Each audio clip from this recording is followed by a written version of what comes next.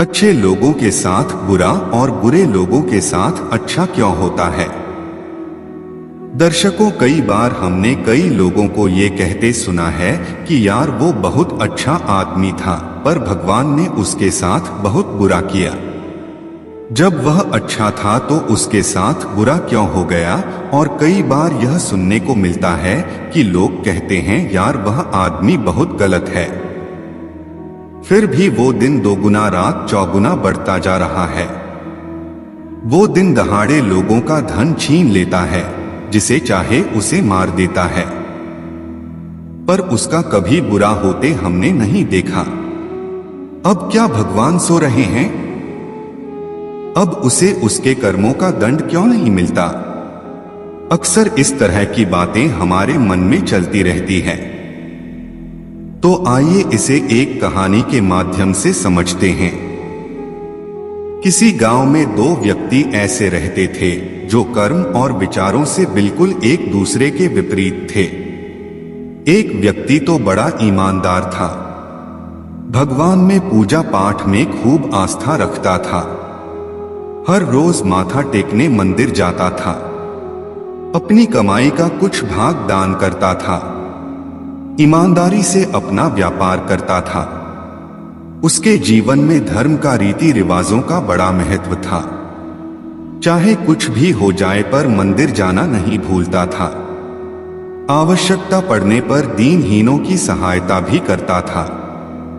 हर मुश्किल घड़ी में अपनों के साथ खड़ा रहता था, और जो दूसरा व्यक्ति था उसके सारे कार्य उससे विपरीत थे। वो भी रोज मंदिर जाता था, पर उसका मंदिर जाने का उद्देश्य भगवान की पूजा अर्चना करना नहीं होता था, बल्कि वह मंदिर में धन चुराने जाता था।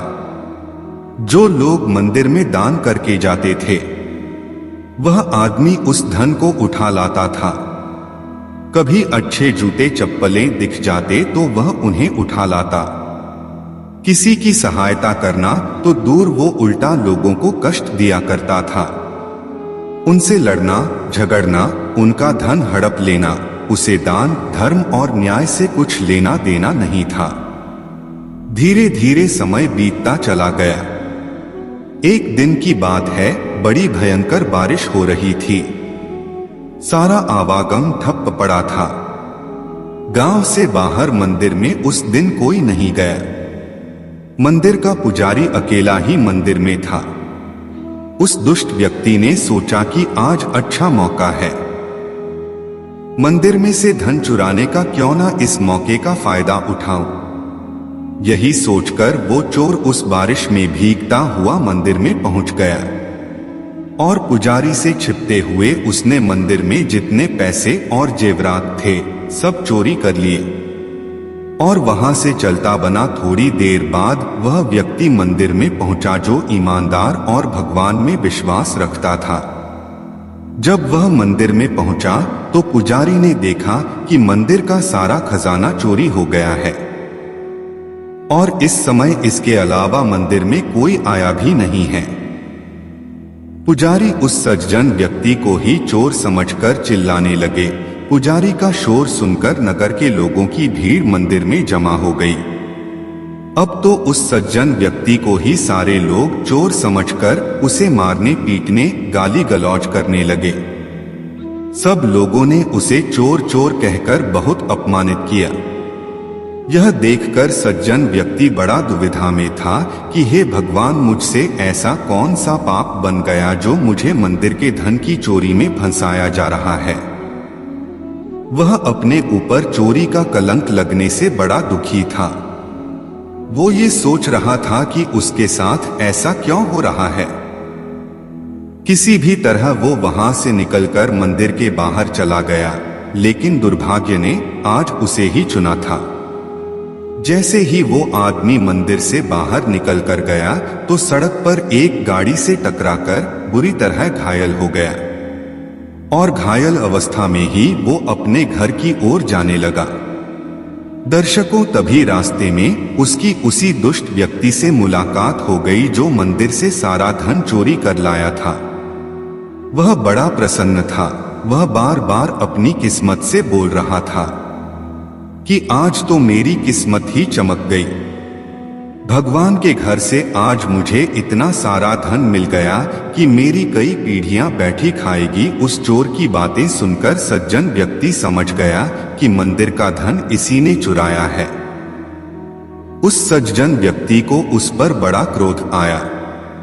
सोचने लगा, जिसने चोरी की वो तो मौज में है और मैं बिना चोरी किए ही चोर बन गया हूं।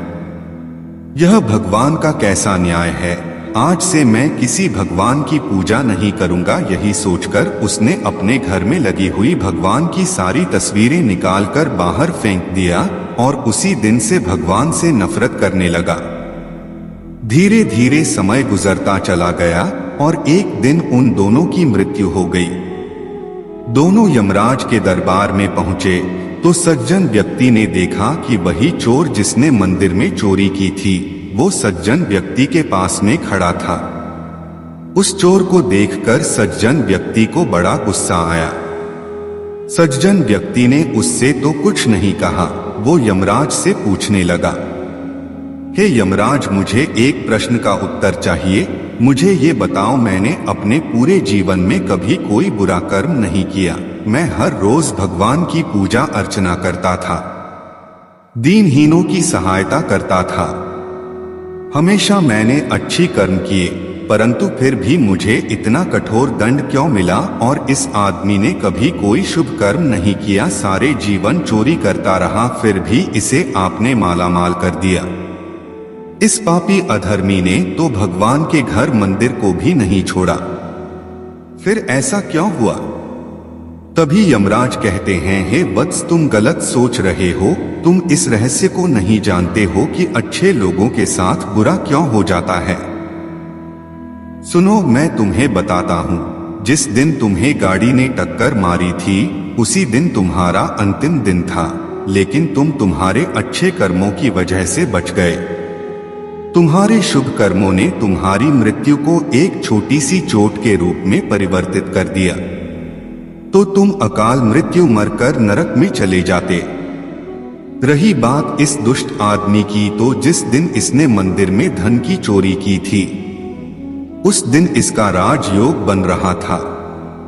पूर्व जन्म में किए गए किसी शुभ कर्म के फल के कारण यह उस दिन राजा बन जाता, पर इसके इसी जन्म के दुष्ट कर्मों के कारण वो राजयोग थोड़े से धन में ही सिमट कर रह गया।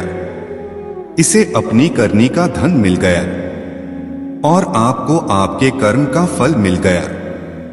दर्शकों, परमात्मा आपके अच्छे कर्मों को कभी नजरअंदाज नहीं करता।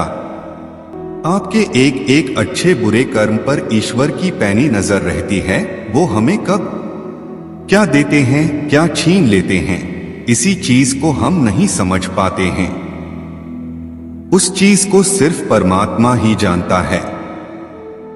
वो हमारे साथ अच्छा कर रहा है या बुरा, वो हमारे द्वारा किए जाने वाले शुभ कर्मों का एक एक हिसाब हमें सूद ब्याज हित वापस लौट आता है। अगर कभी दुख आ पड़े तो उसे देखकर आप इरादा मत बदल लेना कि भगवान हमें बहुत दुख दे रहा है, बल्कि ये सोचना कि आपके भाग्य में कोई इससे भी बहुत बड़ा दुख लिखा होगा, जिसे भगवान ने आपके शुभ कर्मों के कारण वो इतना ही रहने दिया। आपके अच्छे कर्मों का फल इसी जीवन में मिल जाता है। फर्क इतना है कि हम उसे देख नहीं पाते। आपके बुरे कर्मों के कारण आपको मिलने वाला अधिक फल भी सिमटकर थोड़ा रह जाता है और हम उसी को पाकर बड़े प्रसन्न होते हैं। दर्शकों, हमें दुख आने पर अच्छे कर्म का परित्याग नहीं करना चाहिए। अच्छा हमेशा अच्छा होता है। दर्शकों, आपको ये वीडियो कैसी लगी अपनी राय कमेंट में जरूर दीजिएगा। और अगर आपको यह वीडियो पसंद आई है तो आप हमारे वीडियो को एक लाइक अवश्य करिएगा और चैनल को सब्सक्राइब कर लीजिएगा। मिलते हैं नेक्स्ट वीडियो में। आपका बहुत बहुत धन्यवाद।